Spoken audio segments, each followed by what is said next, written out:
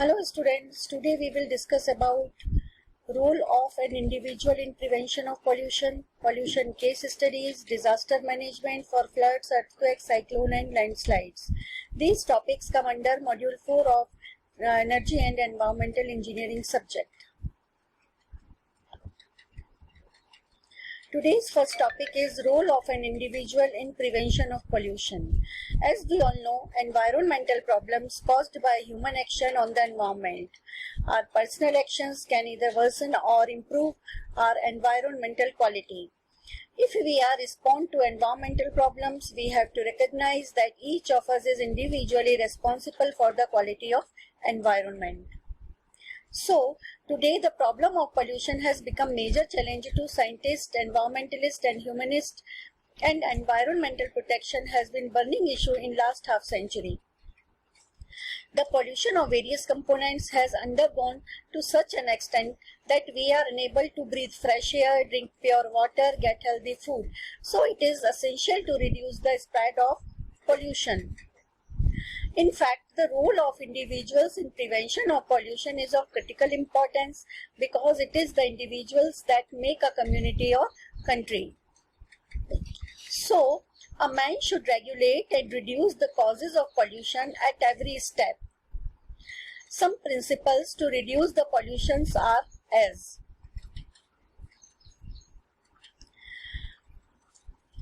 there are two types of principles or rules for an individual in prevention of pollution. First is direct role that involves functions which are done by individual himself, like preventive measures for air pollution, water pollution and solid waste pollution. Indirect role or indirect principle of an individual that man can participate in various activities for solving the problem of pollution. Now we discuss about preventive measures for air pollution. Establish industries away from residential areas. Reduce the use of automobiles and make use of public transport system.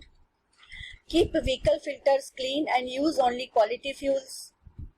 Make vehicles engine off while taking or standing at any crossing. Use CNG as fuel for auto engines instead of liquid petroleum. Use LPG for cooking instead of wood, coal. Do not burn plastic. Quit smoking. Reduce the use of air conditioners, refrigerators. Plant trees around our home and in our community that can help to reduce air pollutants. Now, preventive measures for water pollution. Proper disposal of sewage. Industrial effluent should be released into water bodies only after proper treatment. Use of chemicals, pesticide, weedicide, insecticide should be minimized. Promote the use of biopesticides, fertilizers. Proper checking of super tankers in the sea in order to prevent soil spillage. Use of minimum amount of detergents and soaps. Now, preventive measures for solid waste pollution. Separate domestic waste into biodegradable and non-biodegradable components before discharging. Biodegradable waste can be used as fertilizers. Non-biodegradable waste should be collected and disposed for recycling processes. Give item to charity or sell in a yard sale rather than throwing them away. Use of cloth bags rather than plastics. Buy environmentally friendly electronics. Recycle and reuse items rather than sending them to the landfill. Ensure the proper disposal of solid waste. Now, indirect role of an individual. One should make efforts to develop awareness of environmental pollution by publishing information on pollution, organizing various exhibitions or competitions, sponsoring environment-related advertisement. Man can participate in various activities for solving the problem. One should make non-government organization or encourage and help in developing NGOs for social services against environmental pollution. celebrate environmental dates as festivals of society and develop them as to non-caste and non-religious occasions for all. One should recognize special programs and rallies on the Tree Plantation Day and World Environment Day. Encourage to follow environmental law. This is all about for the role of an individual in prevention of pollution. Next topic is pollution case studies. As environmental pollution is one of the serious problems in most of the megacities of the world, especially in developing countries, which not only experience a rapid growth of population due to increasing rate of rural-urban migration, but also industrialization, which is accompanied by air, water and vehicular pollution. Here we will discuss some pollution case studies. Taj trapezium case, Bhopal gas tragedy, Palar river pollution, Gulf War, Minamata disease, Chernobyl nuclear disaster, London smoke disaster, Fukushima disaster.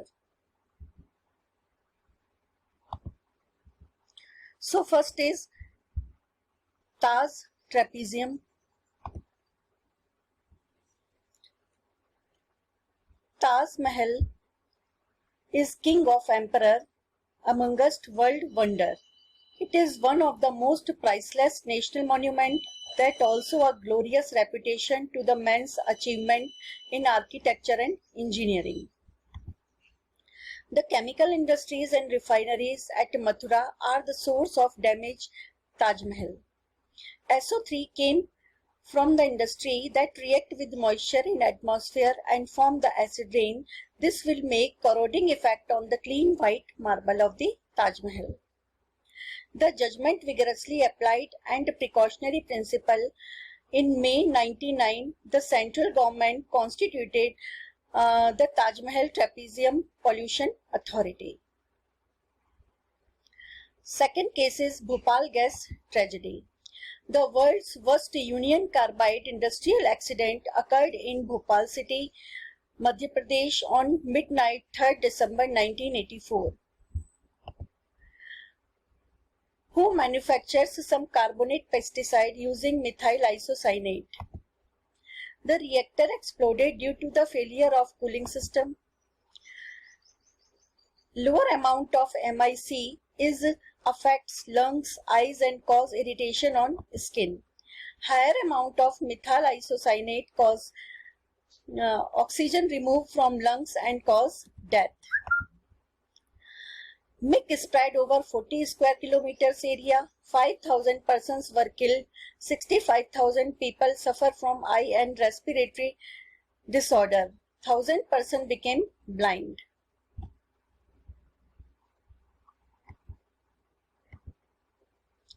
Now, third pollution case disaster is Palar river pollution. Palar river flows for 350 kilometers through Karnataka, Andhra Pradesh and Tamil Nadu and supplies drinking water for several villages and towns in Vellore district in Tamil Nadu. It affects by various leather industries, in turn affecting the 40,000 hectares cropland.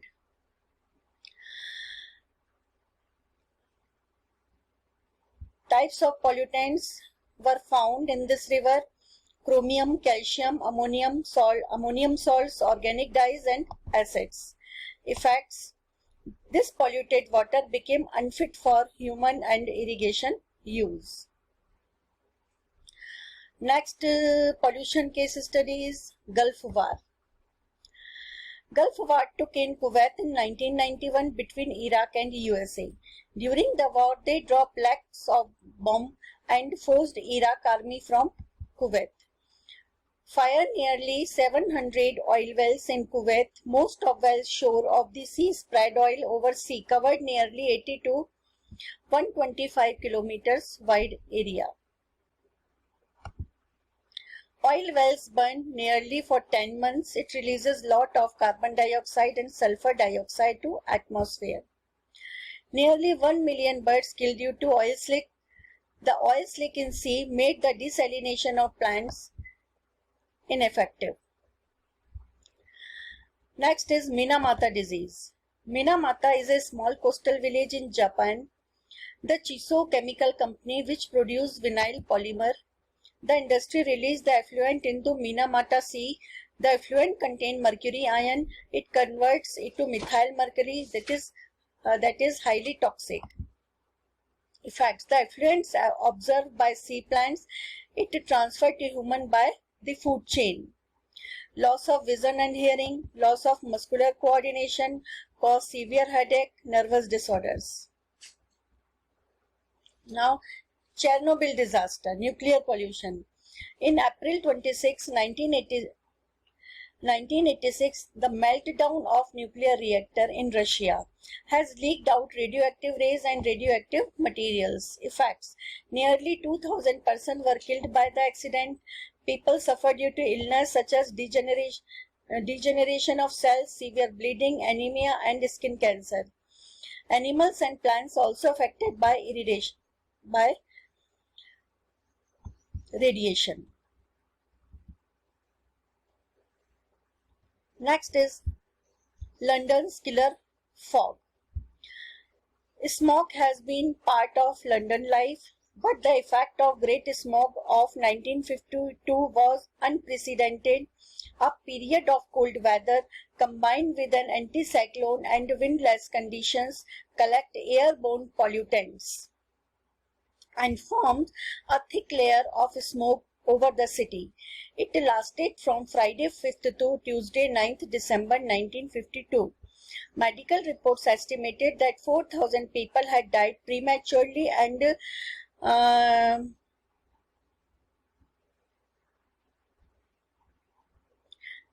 10 to the power 5 people were made ill because of the smoke's effect on the human respiratory tract. More recent research suggests that the number of fatalities were considerably greater at about 12,000. A series of laws were brought in to avoid a repeat of this situation. This included the Clean Air Acts of 1956 and 1968. These acts banned emission of black smoke.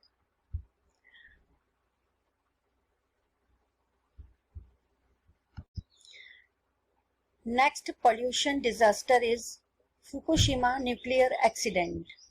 On March 11, 2011, a powerful 9.0 magnitude quake hit northeastern Japan, triggering a tsunami with 10-meter high waves that reached the US west coast.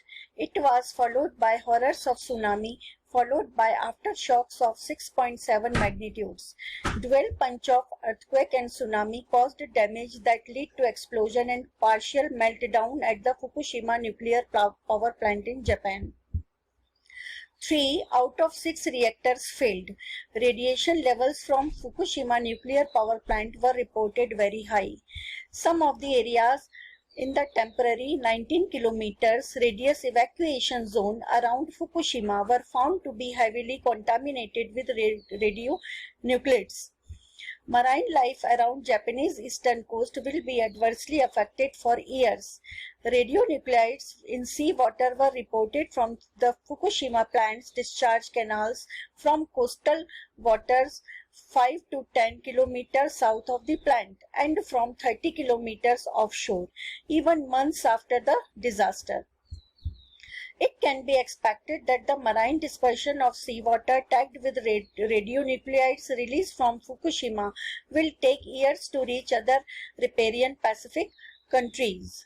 Although the immediate direct losses to life in this incident were less than other disasters, the history has witnessed long-term hazards of this accident are immense.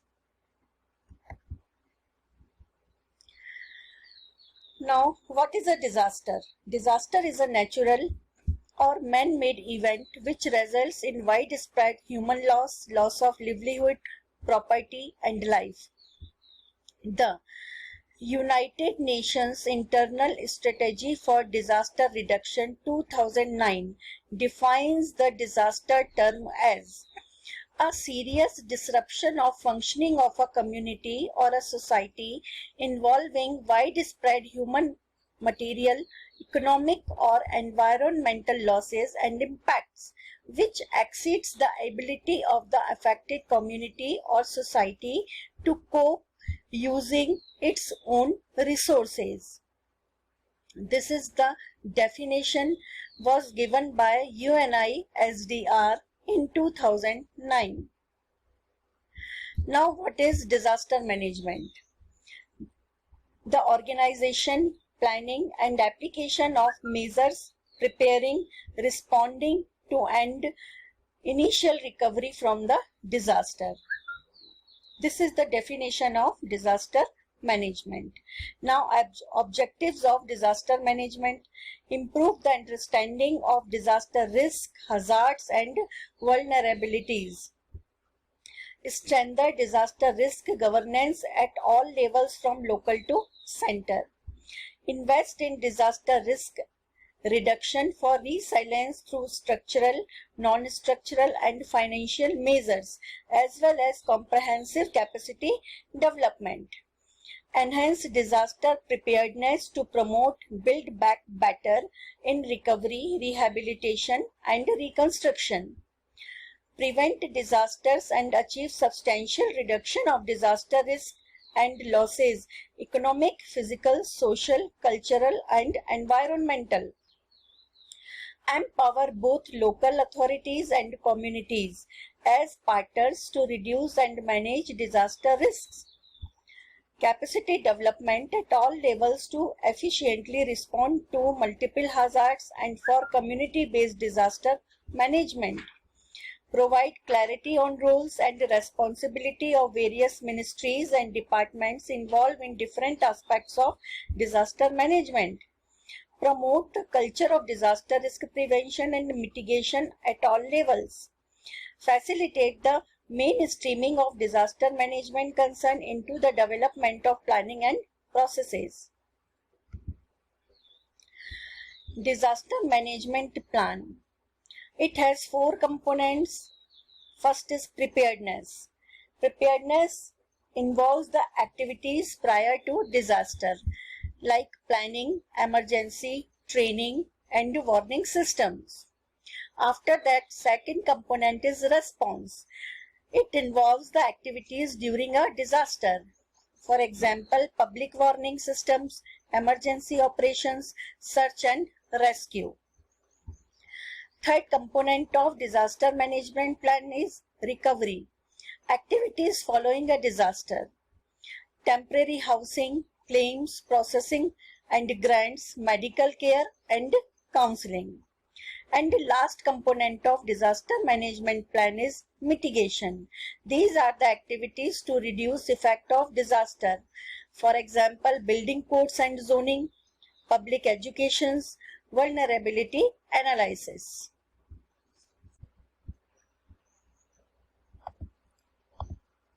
Now the disaster management for flood. What is flood? Flood is high water stages in which water overflows its natural or artificial banks onto normally dry land, such as a river, inundating its floodplain. This local and short-term event comes with little or no alarming. A flood happens when an area of land, usually low-lying, is covered with water. The worst flood usually occurs when a river overflows its bank. The flood is constituted not only of the overflowing water, but also of all other waters that are unable to drain off into water channels. Flood management involves the following activities. First is mapping of flood-prone area. Second, land use control. No major development should be permitted in the areas subjected to flooding. Construction of engineered structure. Strong structure to withstand flood forces. Moreover, the buildings should be constructed or an elevated areas. Fourth is flood control. It aims to reduce flood damage. It includes flood reduction, flood diversion, flood proofing.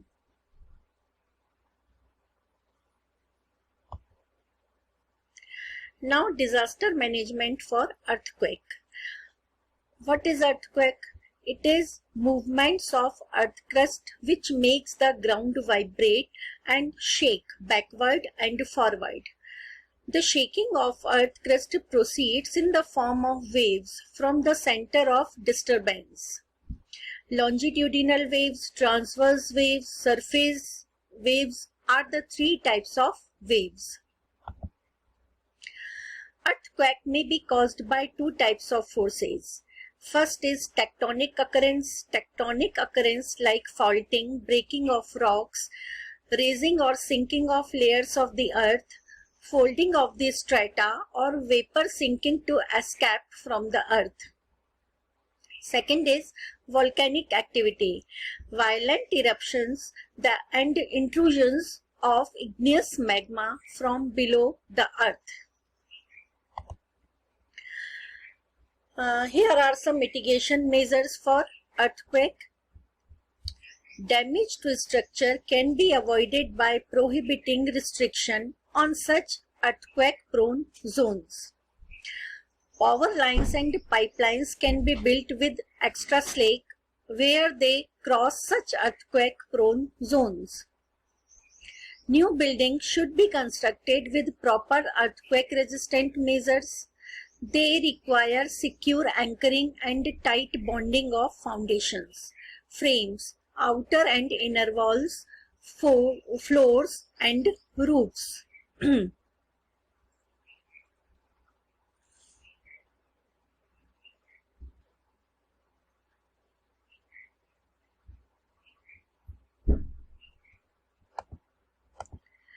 Now the disaster management for cyclone. Cyclone is a meteorological phenomenon in which an area of low pressure characterized by inward spiraling winds that rotate counterclockwise in the northern hemisphere and clockwise in the southern hemisphere of the earth. Near the places of their origin, they are only 80 kilometers in diameter, but well-developed cyclones have their diameter ranging from 300 to 1500 kilometers. They move at faster rate over the oceans than over the land, because the irregularities of the land surface retard their speed. The six main types of cyclones are polar cyclone, polar low, extratropical, subtropical, tropical, and mesoscale. Management of cyclone disaster as installation of earth warning systems, developing communication infrastructures, developing shelter belts, developing community cyclone shelters, construction of permanent houses, proper training and education to public, land use control and settlement planning.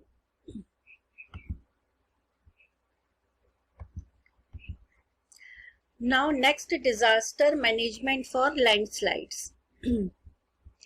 Landslides refer to the downward sliding of huge quantity of land masses. Sliding occurs along steep slopes of hills of mountains. The rate of movement of such a mass is never constant. Landslide occur as a result of changes on a slope, sudden, gradual, either in its composition, structure, hydrology, or vegetation. The changes can be due to geology, climate, weathering, changing land use, and earthquakes. The causes of landslides may be grouped into two types: inherent or internal causes, immediate causes. Disaster cannot be totally prevented. However, early warning systems, careful planning and preparedness on the part of vulnerable community would help in minimizing the loss of life and property due to these disasters.